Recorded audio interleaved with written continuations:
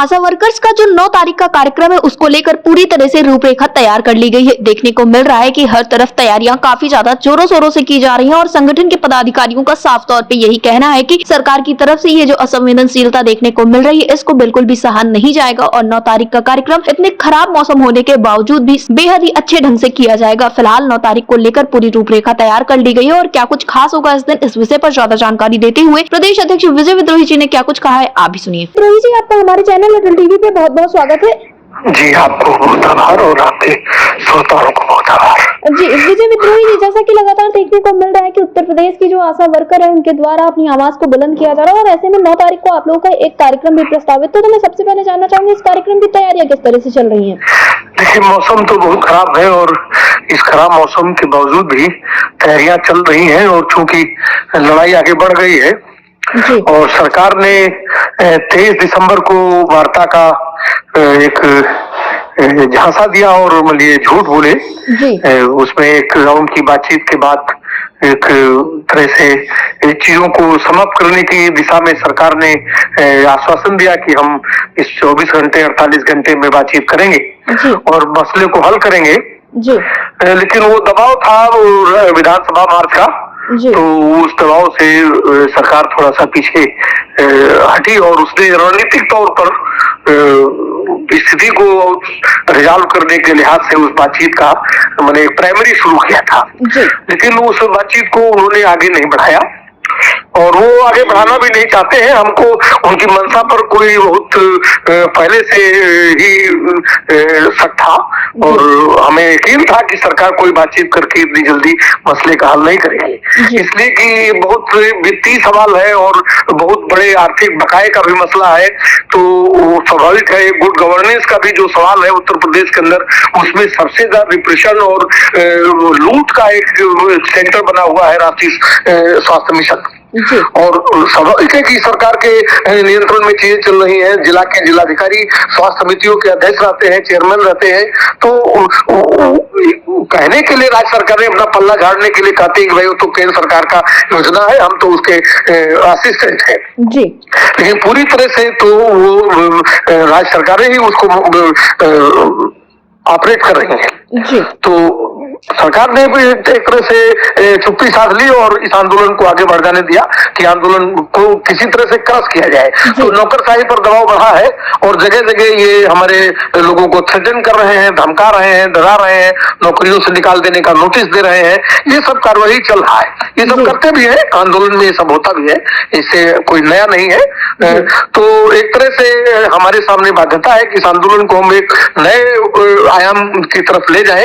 तो हम लोगों ने इसी लिहाज से 9 तारीख का एक कार्यक्रम प्लान किया है। तो उसमें पूरे प्रदेश के अंदर जो हमारे मंडल है, कमिश्नर्स ऑफिस, मंडलायुक्त कार्यालय, तो उनका हम लोगों ने कार्यक्रम लिया है कि हर मंडलायुक्त कार्यालय पर उनके मंडल के जो 4 जिले 6 जिले रहेंगे वो अलग अलग अपने अपने मंडलों में गोलबंद होंगे लोग और मंडलाधिकारी कार्यालयों पर जाकर के और अपना डिमॉन्स्ट्रेशन करेंगे, प्रदर्शन करेंगे, धरना देंगे और अपना ज्ञान मांग पत्र देते हुए सरकार को एक बार फिर बातचीत के लिए माने राजी करने, मनाने या दबाव बनाने की एक कोशिश करेंगे। जी विजय विद्रोही जी, जैसा कि आपके द्वारा इसके पहले भी अवगत कराया गया था कि 9 तारीख पे भी अगर बात नहीं बनती तो आगे एक बड़ा कार्यक्रम आप लोग रखेंगे और सिर्फ ये लखनऊ भर का नहीं रहेगा बल्कि पूरे प्रदेश और दिल्ली तक ये कार्यक्रम दौड़ेगा। तो इसमें एक बात तो ये समझ लीजिए कि भाई उत्तर प्रदेश सरकार के चरित्र को अगर समझना है तो पहले तो इसको थोड़ा सा मैं आपसे क्षमा चाहते हुए समय लेना चाहूंगा कि हमारी अभी पिछले दिनों परसों जो है कानपुर देहात के रमाबाई नगर के राजपुर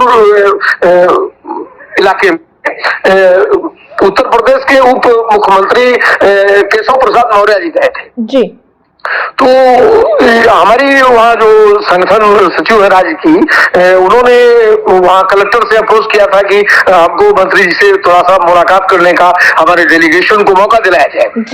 तो उनके आश्वासन पर ये लोग गई थी वहां और काफी संख्या में महिलाएं थी, आशा वर्कर्स थी। तो जब खाली हुए स्वामी केशव प्रसाद मौर्य जी, तो इनको जैसे ही उन्होंने अपना ज्ञापन दिया और अपनी बात कही कि भाई हमारा सवाल है और हम लोग 2000 रुपए में काम कर रहे हैं बरसों से और हमको जो है एक अस्थायी कर्मचारी के रूप में और न्यूनतम वेतन के दायरे में लाने, मातृत्व अवकाश और ये प्रोविडेंट फंड और एसआई का जो हमारा सवाल है, इसको सरकार सुन नहीं रही है। तो हमारी बातचीत कराइए। 23 तारीख को सरकार ने वादा किया था कि हम बातचीत करके मसले को हल करेंगे। तो वो बोला कि अगर आपका 2000 में घर नहीं चल रहा है तो क्या आपके पति आपकी कमाई खाते हैं? जी। मैंने एक तरह से पूरे प्रदेश की नहीं, पूरे देश की कामकाजी महिलाओं पर उसने सवाल उठाया। वो चाहे वो 50,000 कमाने वाली महिलाएं हो, चाहे 1 लाख कमाने वाली महिलाएं हो, चाहे वो 10,000 कमाने वाली महिलाएं हो, चाहे वो मनरेगा में मजदूरी करने वाली महिलाएं हो, वो सारे के सारे महिला श्रम को एक तरह से नकारते हुए और उस श्रम की जो संवैधानिकता है उस सवाल को सुनने के बजाय आप उस श्रम को ही चुनौती दे रहे हैं और उसके पारिश्रमिक के मूल्य को अदा करने के बजाय आप पूछ रहे हैं कि आपके पति क्या आपकी कमाई खाते हैं? जी। अरे भाई मंत्री जी, आपने अगस्त के महीने में विधानमंडल और मंत्री सुख सुविधा विधेयक संशोधन पास करके 85,000 रुपया प्रति महीना अपने कोटे में बढ़ा लिया। आपका जहाज फ्री, आपका खाना फ्री, आपका वाहन फ्री, आपकी सुरक्षा फ्री, आपका मकान फ्री, आपका नाश्ता फ्री, पॉकेट खर्चा फ्री।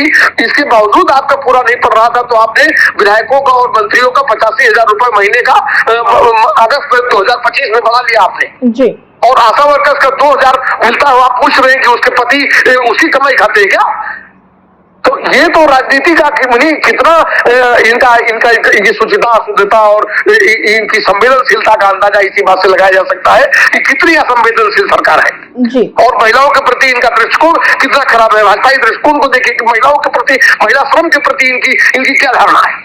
तो इसलिए ये सरकार के साथ हमारा पूरा हमको यकीन है कि सरकार से बिना लड़े, बिना कड़ी लड़ाई लड़े ये कोई मसला हल नहीं होने वाला है। तो 9 तारीख को नहीं सुनेंगे तो हम लोग एक बार फिर राजधानी की तरफ बढ़ेंगे। एक तो ये है उसमें जो भी समय लगेगा हम आपकी बार चारों तरफ से राजधानी को घेरने का काम करेंगे। अभी तो हम चले आए भाई, आपने एक ऑफर दिया कि हम बातचीत करना चाहते हैं आपके साथ, आप अपने धरने को अपने विधानसभा मार्च को जो है थोड़ा सा कम कर लीजिए, संख्या घटा लीजिए, आसपास के जिलों को रोक दीजिए। और आपने कहा कि भाई ठीक है आप स्टे कर लीजिए, 5 लोगों का डेलीगेशन भेज दीजिए, बातचीत शुरू हो जाएगी। तो ये सब बातचीत हुई तो सरकार तो बेईमानी में उतारू है। सरकार बात सुनना नहीं चाहती है। 1.5 लाख करोड़ का जो स्कैम है इसके अंदर उसको छुपाने की लगी हुई सरकार। अब आशा वर्कर्स को 6800 रुपया विधानसभा में कहते हो देते हो, उसको 2,000। तो ये जो सब मसला है तो अभी तो हम लोग पूरे प्रदेश के अंदर 75 जिला है ना भाई जी। तो 30 जिला अगर 3 इलाके से चलेंगे तो राजधानी को दिल्ली बना देंगे। और अभी कल हम लोग निर्णय लेने जा रहे हैं all India scheme workers federation जो पूरे देश के अंदर है और हमारा सीपीयू हमारा जो राष्ट्रीय महासंघ है उससे एफिलेटेड है और हमारी आशा वर्कर्स यूनियन भी उस all India scheme workers federation का हिस्सा है। हम लोग कल एक निर्णय लेने जा रहे हैं, पूरे देश में इसके समर्थन में प्रदर्शन हो गए और उत्तर प्रदेश की सरकार जो व्यवहार कर रही है और उत्तर प्रदेश के मंत्री जिस तरह की बदजुबानी कर रहे हैं इसको पूरे देश में ले जाएंगे इनके खिलाफ। तो ये एक लड़ाई है और इस लड़ाई में हम सरकार से किसी रहम की कोई उम्मीद नहीं करते हैं।